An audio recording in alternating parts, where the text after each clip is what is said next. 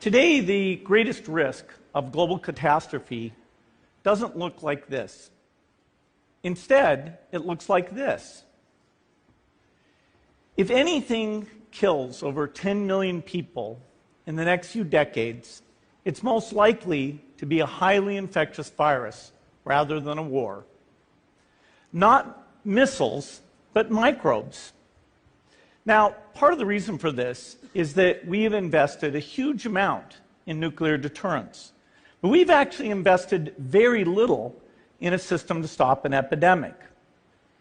We're not ready for the next epidemic.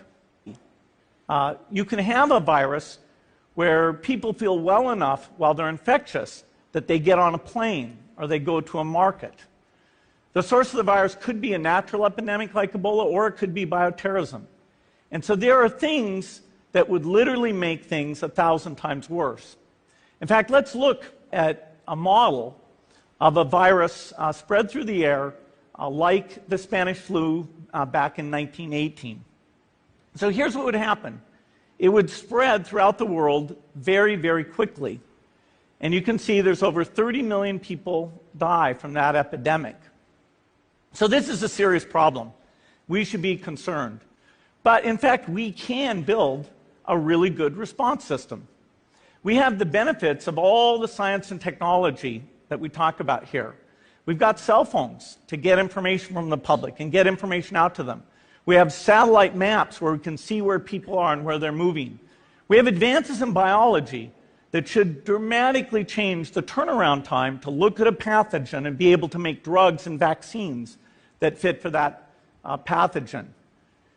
So we can have tools, but those tools need to be put into an overall global health system, and we need preparedness. The best lessons, I think, on how to get prepared are, again, what we do for war. For soldiers, we have full-time waiting to go. We have reserves that can scale us up to large numbers. NATO has a mobile unit that can deploy very rapidly. NATO does a lot of war games to check, are people well-trained? Do they understand about fuel and logistics and the same radio frequencies? So they are absolutely ready to go. So those are the kinds of things we need to deal with an epidemic. What are the key pieces? First is we need strong health systems in poor countries.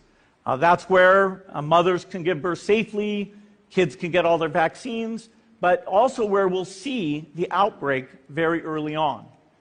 We need a medical reserve corps, lots of people who've got the training and background who are ready to go with the expertise.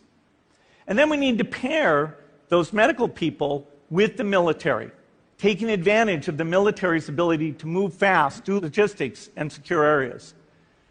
We need to do simulations, germ games, not war games, so that we see where the holes are. The last time a germ game was done in the United States was back in 2001, and it didn't go so well.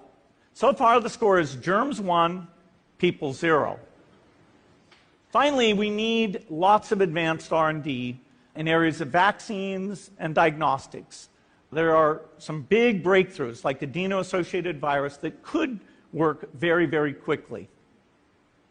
Now, I don't have an exact budget for what this would cost, but I'm quite sure it's very modest compared to the potential harm. The World Bank estimates that if we have a worldwide flu epidemic, global wealth will go down by over $3 trillion, and we'd have millions and millions of deaths.